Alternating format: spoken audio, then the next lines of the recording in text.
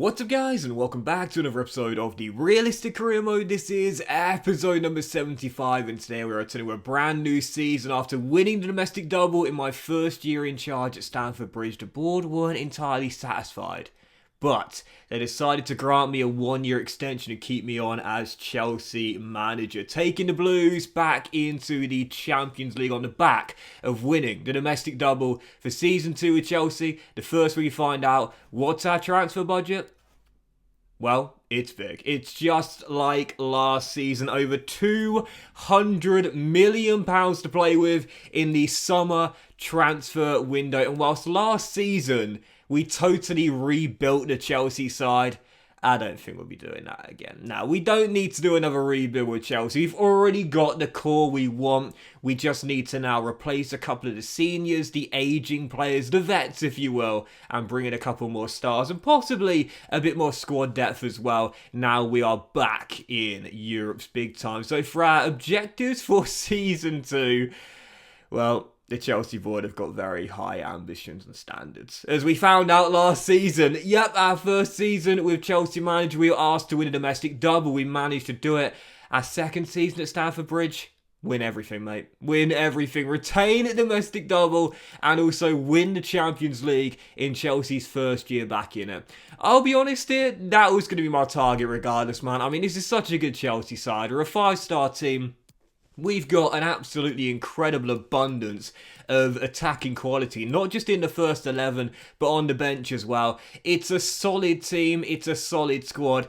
The only minor concern I have is with a couple of the aging players in the team. We do have a few players that are in their 30s here that we do need to find replacements for because they are going to drop in terms of their ratings very quickly. For example, Stefan de Vrij, who already went down a rating last season. You've got Mendy and Pope, our goalkeepers, who are both in the 30s. Lukaku's also in his 30s as well. Kante, the captain, is declining rapidly at 34 years old. We need to find a successor for him this season as well. That's my only real concern. Other than that, this is a solid Chelsea team, so I'm not surprised the board have said, win the treble. You know, it's going to be tough, no doubt about it, but that was going to be my objective as well. We're going to go for the treble this season, and we'll see if we can pull it off in just our second season as Chelsea manager. So as I run you through the squad here, again, the only real concern, as you would have seen, mainly is the few aging players we've got. Now, there are a few players to deal that come the end of the year, and ironically, whilst I just said there, the only concern we've got are the aging players. I gave 2 of our aging players new deals, and that's just because they're too important to us, really. Of course, Mason Mount was going to stay and get a big pay increase as well. One of our players of the season last year, tying him down in the prime of his career right now, 26 years old. Product of the Chelsea Academy, going nowhere. But Edouard Mendy, 33 years old. Last year, he won the Golden Glove, so it will make no sense to sell him. I'm keeping him here, 87 overall. He's not getting any worse, and goalkeepers don't tend to decline until very later on in their career, so I'm keeping him here. And also N'Golo Kante as well, the former Leicester City midfielder. Gave him a new 2-year extension. I'm going to keep him till he retires. He's one of football's most likeable characters. And he's club captain now as well. Cesar Azpilicueta, of course, was released in the summer, so Kante is, of course, the captain here. Was the captain we took over as well, because Azpilicueta was at Leicester when we took over. So Kante staying. I couldn't sell him, man. I love N'Golo Kante too much. So Kante is, of course, staying, but of course his role and his minutes this season will be diminished, of course, due to his declining ability and age as well. So 3 players on the loan list: Vale, Busquets, and De Koning, and you see the players on the transfer list as well. I am going to sell Stefan de Vrij. Whilst he was an important member of our squad last season, he's in his 30s, he's 84 overall, and as you see the team sheet here, there's no doubt about it. The 2 players we need to replace in this team: N'Golo Kante, phase him out of the first 11, drop into the bench, and find a new holding midfielder and a new centre-half to replace de Vrij. And for a new holding midfielder in this Chelsea team, I mean, was there going to be anyone else? Let's be honest here. Heavily linked with the Blues and possibly going to return in the summer. He spent several years in the Chelsea youth setup before leaving to West Ham United, where he's made his mark, now under management of David Moyes. But in the game, he moved on to Leicester. Not a surprise, had a great couple of years in this safe, but last season finished outside of the European places, dropped to 8th in the table. No European football at the King Power.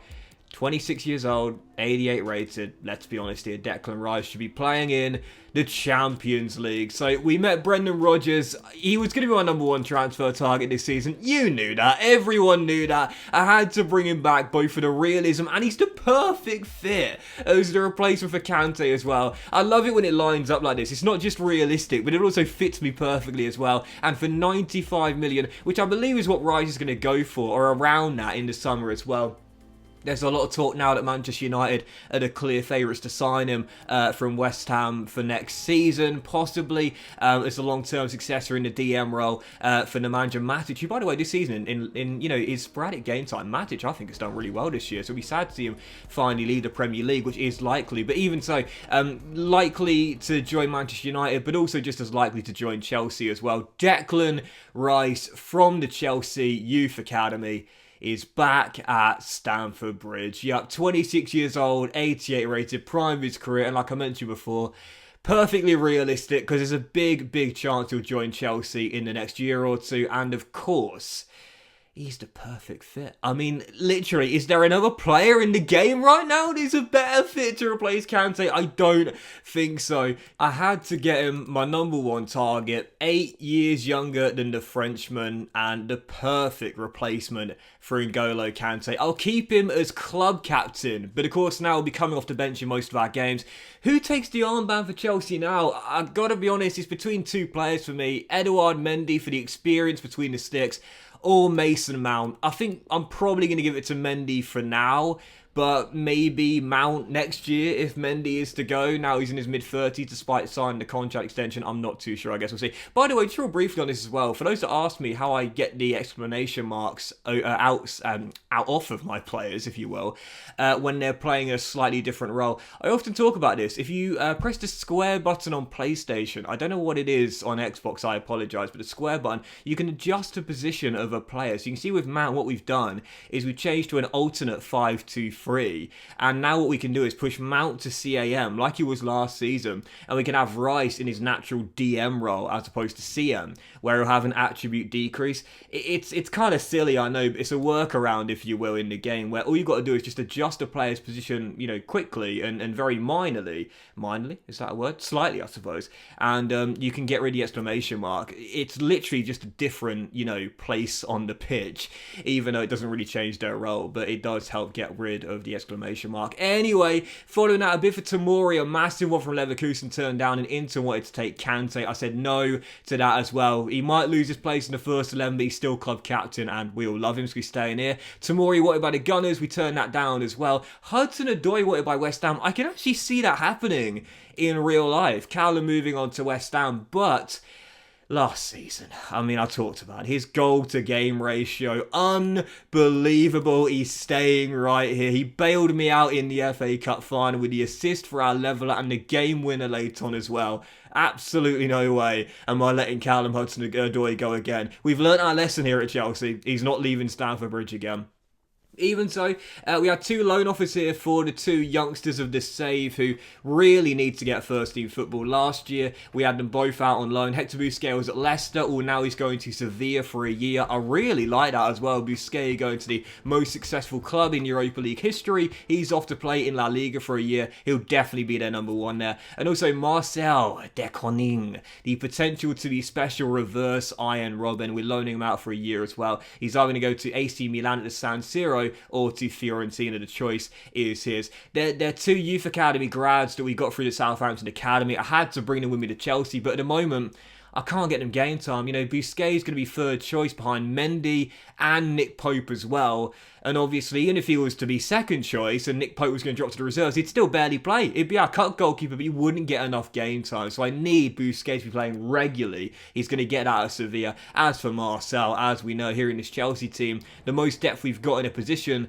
is on the wing. And if we can barely get Callum Hudson-Odoi in the first team, Marcel's not got much chance, to be honest. So, yeah, we're going to loan him out to either Fiorentina or AC Milan on a one-year loan deal. The choice is his. I secretly hope he goes to AC Milan, I'll be honest, but the choice is totally his. He can go out and play for wherever he wants there in the Serie A. As Bergstrom is going to go to Bromby as well. So now we've loaned out Hector Busquets. Bergstrom's departure, which is imminent, means we've only got 2 goalkeepers here. So I will look for a third choice goalkeeper for the realism. I'll probably sign a veteran, you know, like a Rob Green, for example, Chelsea got a few years ago, just for the reserves. Probably a free agent if I can find one, so I don't need to spend any transfer fee on whoever we bring in. But I'll get a third choice goalkeeper for the realism soon enough, don't worry. As De Koning does indeed choose AC Milan. Buzzing with that. Doesn't he look good in that Milan kit? Looks really good, doesn't he? So Marcel going to the San Siro there for a year, and hopefully he'll get some first team football. I can see the developers. Bergstrom does go to Bromby, so I will look for a third choice goalkeeper in the next episode. And again, it will probably be a veteran or a freebie who won't play. But again, it's just, you know, all big clubs have like a third choice goalkeeper who barely plays just for experience most of the time. And Chelsea will be no different. Of course, Chelsea have had that, you know, your Willy Caballeros, your Rob Greens, this year your Bettinellis. So there you go. But even so, we had a loan deal for Ampadu. I turned it down because I do believe we'll get a few more minutes this season. And also Harvey Vale, wanted by Real Sociedad on loan. Turned that one down too because I want to loan him out to English team if I can.